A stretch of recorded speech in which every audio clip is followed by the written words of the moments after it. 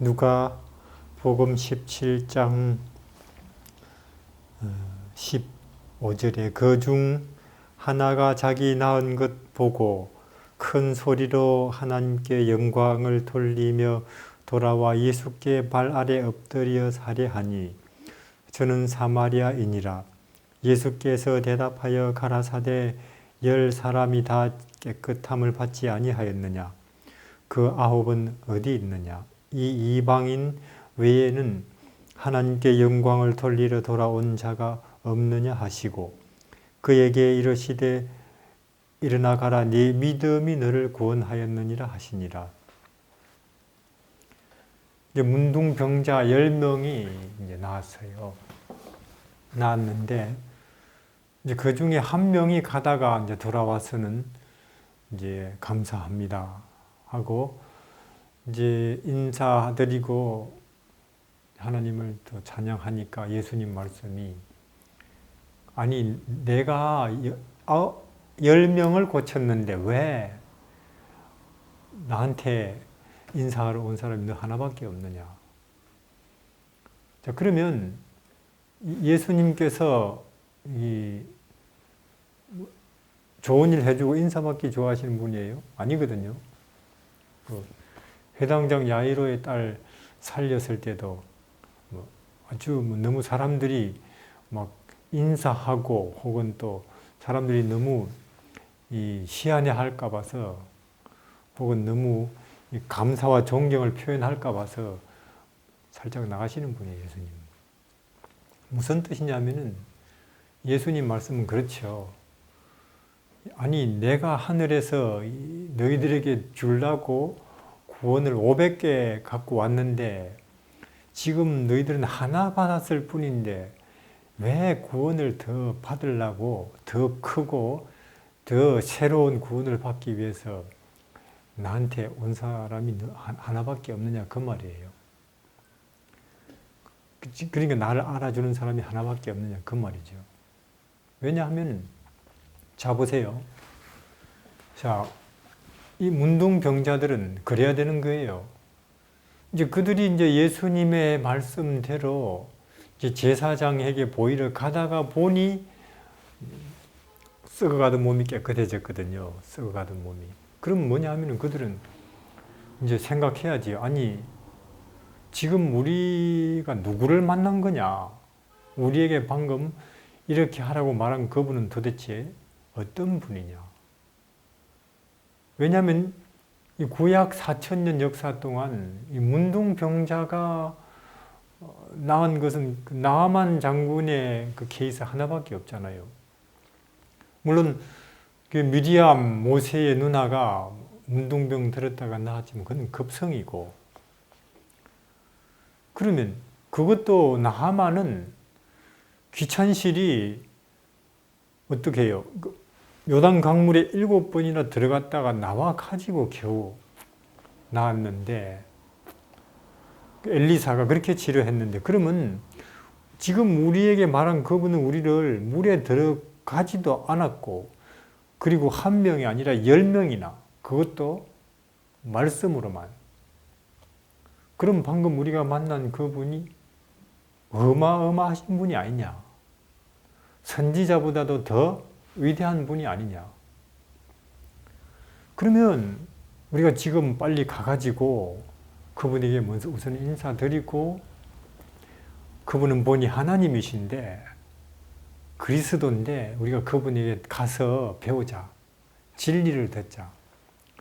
구원에 대해서, 영생에 대해서, 또 참된 해방이나 평화, 자유에 대해서, 생명에 관해서 우리가 더 들어보자 하고 와야 되는 거 아니에요? 근데 그렇게 예수님을 제대로 알아보고 오는 사람이 한 명밖에 없다니까요. 그 엄청난 구원을 경험한 사람 중에도 한 명밖에. 제대로 알아주는 사람이. 그러니까 그것도 여기 보니 사마리아인, 교인이 아니에요. 교인이 아니고.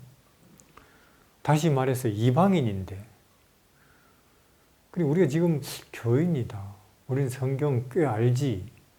장로지. 이런 거 아무것도 아닌지도 몰라요, 이거.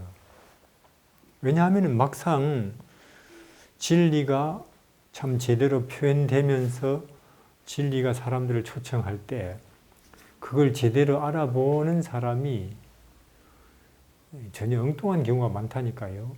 전혀 우리 예상하고 전혀 틀리게. 지금 여기도 그렇죠.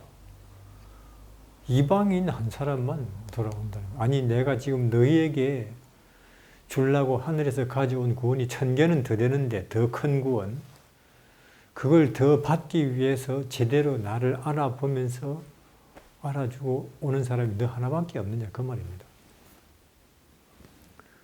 그래서 사실 네 믿음이 너를 구원하였느니라. 왜냐? 그러면 예수님이 지금 이 문둥병자는 이미 어마어마한 구원을 받은 사람이잖아요. 썩어가던 몸이 나왔는데 4000년에 한 번 있을까 말까 한 일인데 이미 그 엄청난 구원을 받은 그 사람 보고 또 예수님이 네 믿음이 너를 구원하였느니라. 이 말씀은 앞으로 너는 나를 이렇게 알아보고 나에게로 돌아왔으니 너에게는 이 몸 나은 것보다 더 크고 영광스러운 구원이 계속 줄지어 올 것이다. 그 말이죠. 우리도 그렇죠. 사실상 우리 마음속에 우리도 기억해요. 뭐 처음 침례받았을 때, 처음 진리를 깨달았을 때, 처음 교회 왔을 때 그때의 기쁨, 두근거림, 새로움.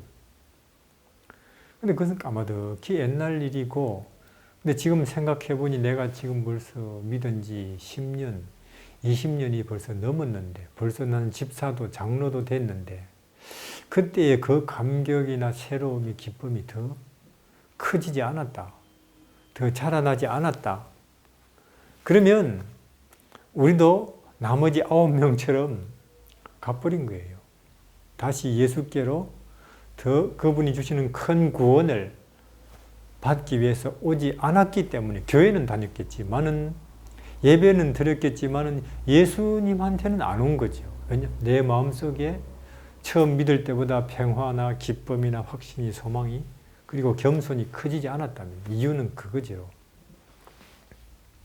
그러면 이 9명은 어디 갔을까요? 9명은 집으로 갔겠죠. 몇 년 만인지 몰라요.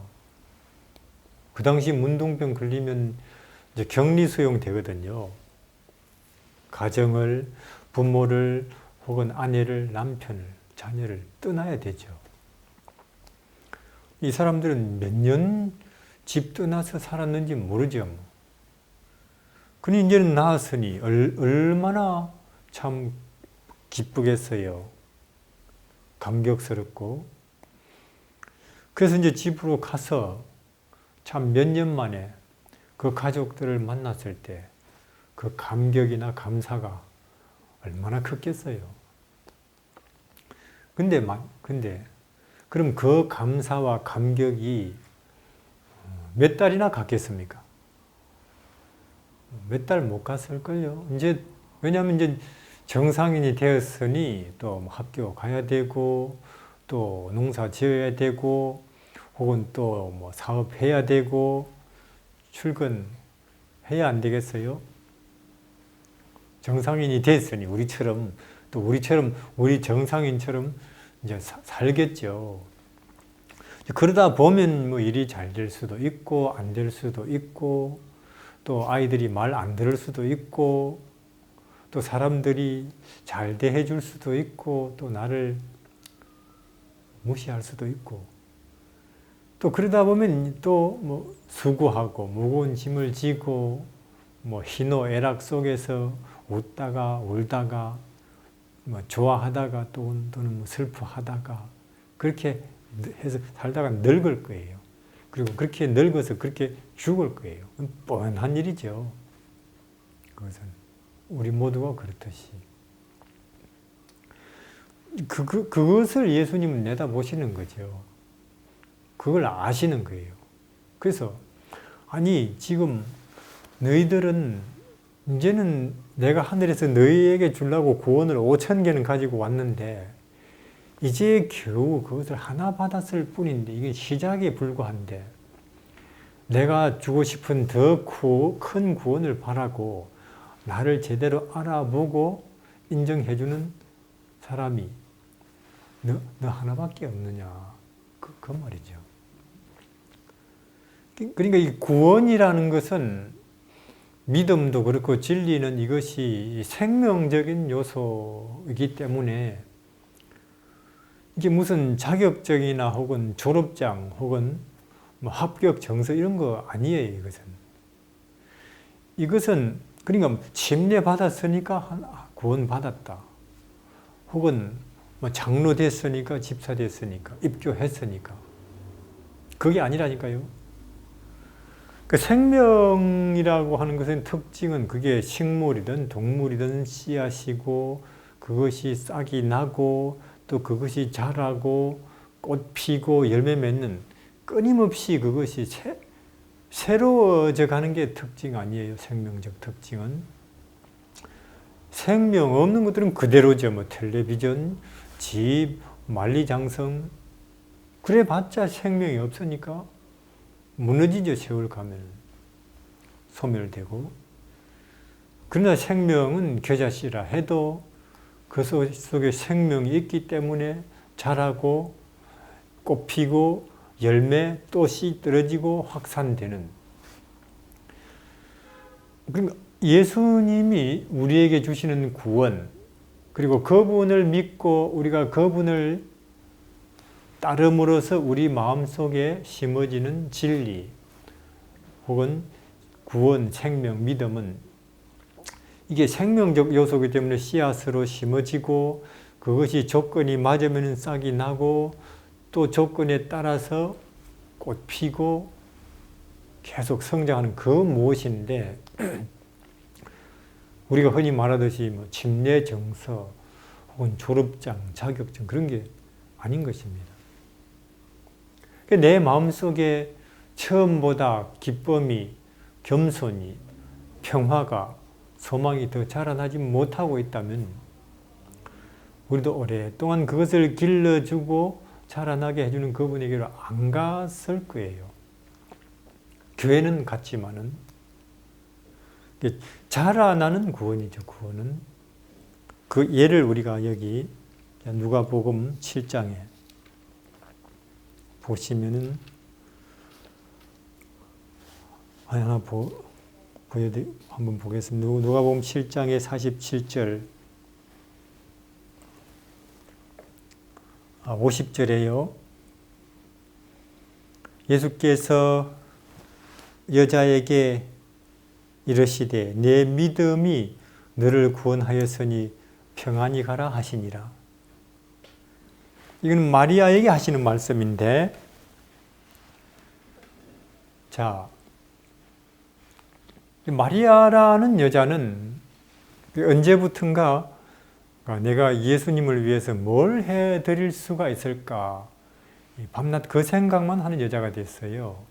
엄청난 구원 속에 살죠.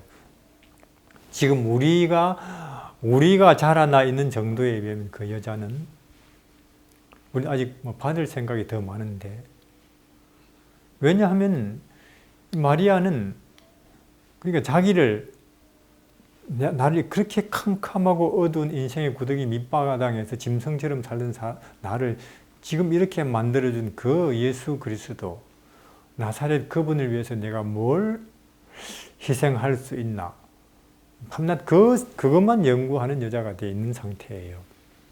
높은 구원 속에 있죠. 많이 자라나 있는 상태 아니에요? 왜냐하면 마리아는 그 막달라라는 동네에서 그 인생의 구덩이 밑바닥에서 거의 반쯤 미쳐가면서 자기 몸을 함부로 굴리고 던지면서 짐승처럼 살던 여자였어요. 아무 희망이 없죠. 인생에 대한, 미래에 대한. 그런 그에게 어느 날 나사렛 목수가 오셨죠. 예수님이.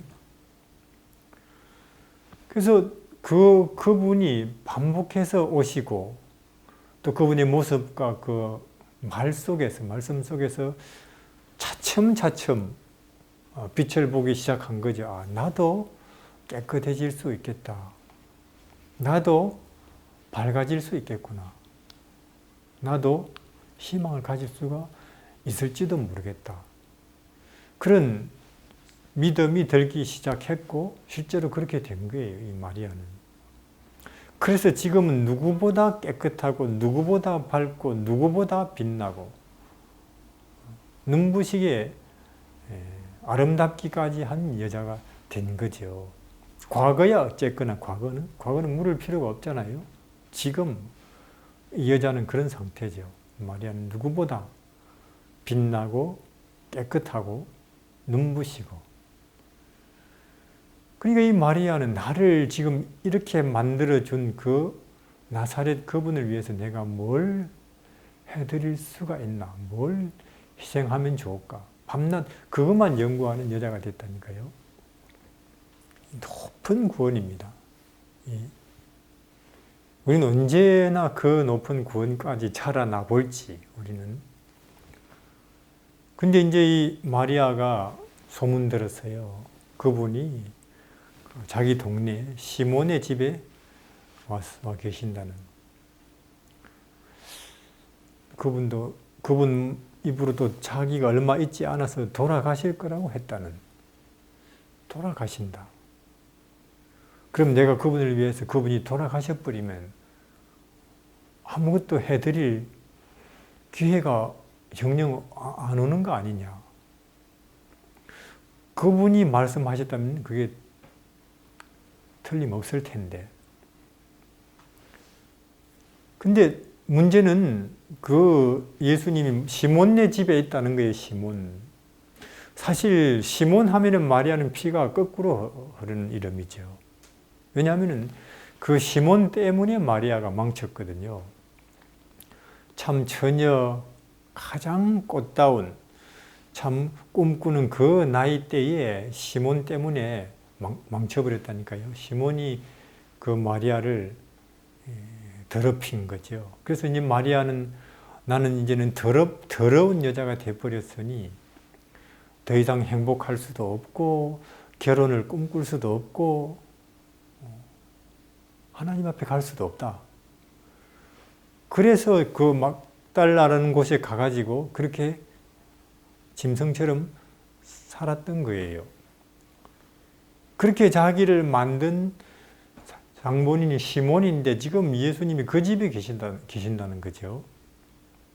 근데 마리아에게 있어서, 지금의 마리아에게 있어서는 그것도 문제가 안 돼요. 그것도. 중요한 것은 거기에 예수님이 계신다는 거예요. 그러니까 이 지금 마리아는 남이 자기를 어떻게 보는지 혹은 자기 자신의 자아나 자존심 같은 것에 대한 의식조차도 없어져 버린 상태예요. 그렇게 예수 그리스도를 통해서 심지어 자기 자아로부터도 자유케 된 높은 구원 속에 살죠. 중요한 것은 거기가 아무리 시몬의 집일지 몰라도 거기 예수께서 계신다는 것. 참으로 진리이신 예수님을 통해서 아주 높은 자유와 구원 속으로 들어가 있는 상태인데, 그래서 이제 다트를 가지고 그 비싼 향유를 사서는 개인적으로 전달해드리고 싶은데 개인적으로 기회가 안 올 것 같아요. 사람들이 늘 주위에 에워싸있고. 그래서 이제 상 밑으로 기어 들어가 가지고는 이제는 저는 잘 모르겠어요. 사람이 얼마나 눈물을 많이 쏟아야 발을 씻을 정도가 되는지. 그러니까 이 마리아가 그 발을 붙잡는 순간 이 발이 나를 그렇게 캄캄하고 어두운 데서 뒹굴고 살던 나를 지금 이렇게 밝고 깨끗하고 또 희망 있는 사람이 되게 해 주신 그분의 발이거든요. 그러니까 그 발을 잡는 순간 눈물이 억제할 수 없이, 주체할 수 없이 쏟아지죠. 그래서 참 어떤 면에서는 지금 현재 그 장면으로 볼 때 그 순간에는 나사렛 예수 그리스도 그분은 아마 이 세상에서 가장 행복한 사람일 거예요. 왜냐? 동서남북에서 나를 다 공격하고 모욕해도 나를 향해서 그런 태도를 가진 사람이 이 땅에 한 명이라도 있다면 그 사람은 행복한 사람이죠. 또한 마리아는 가장 행복한 사람이고, 왜냐? 내가 내 모든 것을 던져서 내 자존심까지도 다 던져서 존경하고 섬기고 사랑할 대상이 있는 그 사람은 행복한 사람이에요. 지금 그 순간에는 그 두 분이 가장 행복한 사람이죠. 근데 사실상 사람들이 냄새가 나요. 마리아는 몰래 하려고 했는데, 근데 우리가 교회를 건축한다 혹은 선교를 한다, 교회 일을 한다 하면서 그걸 사진도 찍고 광고도 하고 또 남이 알아주기를 바라는 그런 마음이 있기도 하는 이유는 사실 우리가 예수님을 위해서 하는 일이 상당히 그게 낮은 일이기 때문에, 혹은 그것이 아직도 수준이 낮은 일이기 때문에, 작은 일이기 때문에 사진도 찍고 광고도 내고 하는 것 같아요. 알리기도 하고. 가장 깊은 헌신, 가장 마음속 깊은 데서 오는 희생과 사랑은, 헌신은 아마 그것을 행하는 그 사람 자신도 아마 몰래 알리고 싶지 않는 게 특징인가 봐요. 그게 비밀스럽게. 그건 해본 사람이 알겠죠. 그런 것은 오히려 말하고 알리는 것이 아마 그 가장 깊은 마음의 정성과 또 헌신에 오히려 험이 된다, 상처나는 것이다, 그런 느낌이 들겠죠. 받는 사람이나 주는 사람이나. 어떤 면에서 둘만의 비밀일지도 몰라요. 그러고 싶었는데 근데 그것이 냄새가 나버리니까, 이 무슨 냄새? 아니 웬 상 밑에 여자가, 그리고 저 남자는 왜 저런 여자가 저런 아주 참 저런 행실이 나쁜 여자가 발을 만지고 있는데 왜 가만히 있지?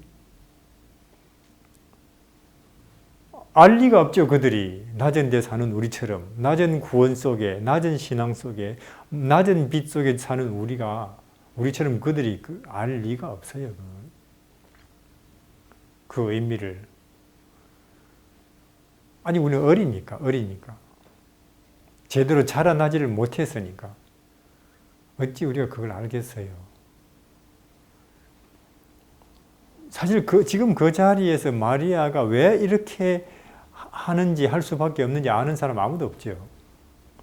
사실 마리아 자신도 몰라요. 왜 자기가 이렇게 하는지, 해야만 하는지. 그걸 아는 분은 예수 그리스도 한 분밖에 없습니다. 왜냐? 그 씨앗을 예수님이 마리아의 마음속에 심었고, 그 씨앗을 예수님이 싹나게 하셨고, 그것을 예수님이 자라게 하셨고, 그것을 마리아가 지금 이렇게 행동하도록까지 키워오신 분은 예수님이시니까 그분만이 아시는 거죠. 그래서 마리아 같은 사람은 아주 그 예수님이 기르시기가 좋은 사람이에요. 기르시기가. 왜냐하면 마리아는 예수님 발 앞에서 예수님의 한마디 말씀 혹은 그분의 표정, 돌아가는 눈빛 하나도 안 놓치려고 그분만 뚫어져라 보고 있는, 거기서 움직이지 않는 여자거든요. 한 번은 이제 예수님과 제자들이 마리아의 집에 갔었죠. 한꺼번에 청년 13명이나 닥쳤으니 귀한 손님, 참 마르다는 부지런히 이제는 대접을 위해서 주방에서 준비하고 있는데, 바쁜데, 그런데 이렇게 딱 보니까 동생 마리아는 가만 예수님 발 앞에 앉아서는 꼼짝도 안 해요. 그래서 마르다가 아니 선생님 난 이렇게 바쁜데 동생은 이렇게 한가하게 손도 까딱 안 하고 있는 좀 동생을 좀 꾸지람을 해 주시지요 하니까 예수님이 사실은 마르다 그대보다 지금 이 마리아가 손님 대접 훨씬 잘하고 있다. 다시 말해서 그래서 마르다 마리아 이 사람은 예수님이 심고 기르시기가 굉장히 좋은 마음밭이라니까요. 우리는 어때요? 우리는 예수님이 뭔가 좀 가르치시려고 하면은 뭐 전화 왔다고 가버리고, 혹은 뭐 친구 왔다고 가버리고, 혹은 뭐 사업상 일 생겼다고 가버리고, 또 그 다음 안식일에 와가지고 지난주에 어디까지 우리가 배웠지요? 하고는 새로 시작하고. 그러니까 진도가 안 나가죠, 진도가.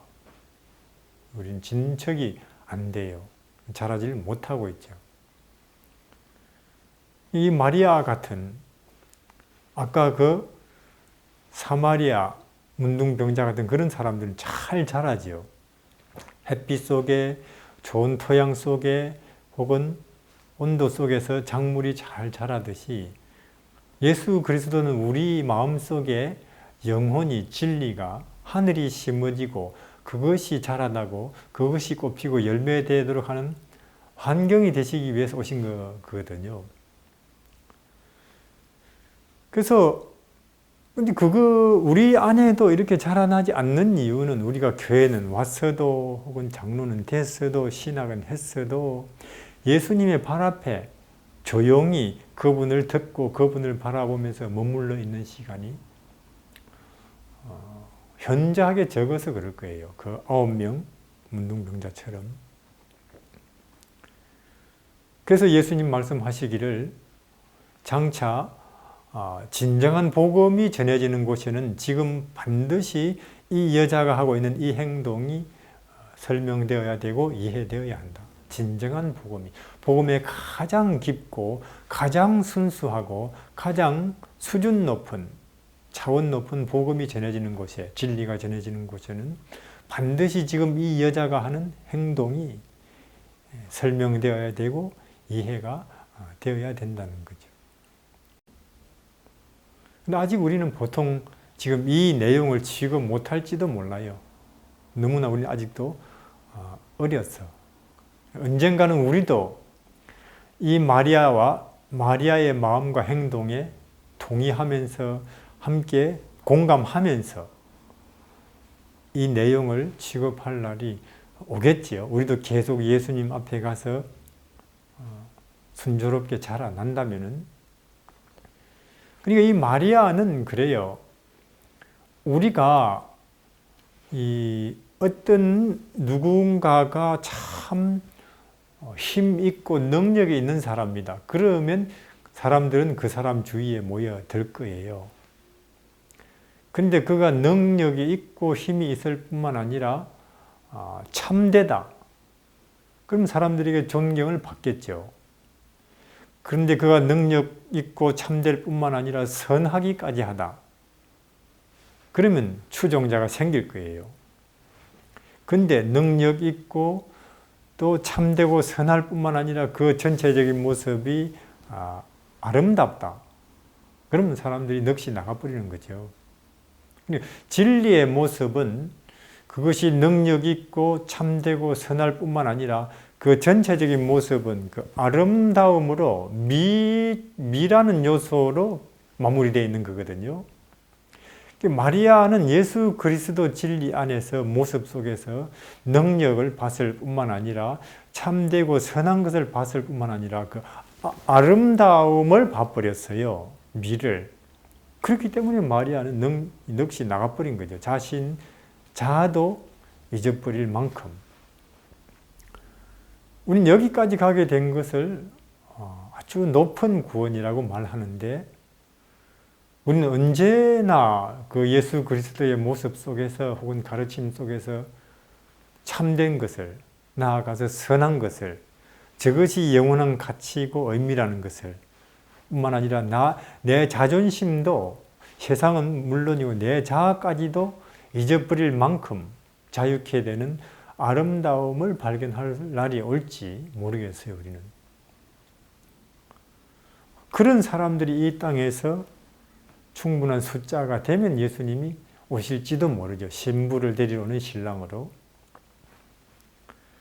그래서 예수님, 이 마리아의 이런 행동이 예수님에게 큰 위로가 됐고, 예수님이 십자가에 죽으실 때도 이 마리아의 이 행동을 기억에 담고 죽으셨다네요. 모르겠어요. 예수님께서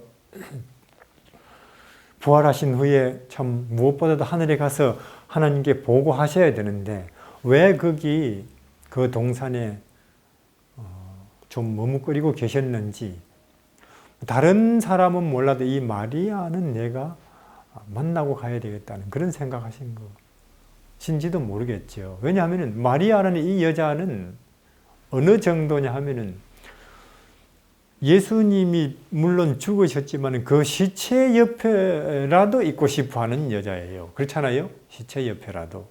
그렇게 예수 그리스도에게 집착하는. 그러다 보니까 누구보다도 먼저 부활하신 예수님을 보게 된 여자도 마리아죠. 이렇게 이 구원은 우리 안에서 자라나야 되는 생명적 요소인데 자격증이나 증명서가 아니고 어떻게 자라나느냐?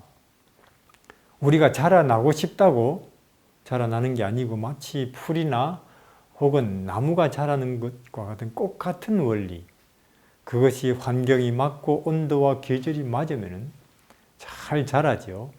마치 봄과 여름에 자라는 옥수수나 혹은 감자처럼. 우리 마음속에 진리가 심어지고 그것이 싹이 나고 그것이 자라나고 꽃이 되고 결국은 이 마리아처럼 행동하게 되는 열매까지 되게 하시는 그분은 예수님이에요. 예수님이 자라나게 하시는 분이 예수께서. 그래서 우리를 심으시고 자라나게 하시는 높은 구원과 자유 속으로 이끄시는 예수께로 함께 나아가시기를 바랍니다.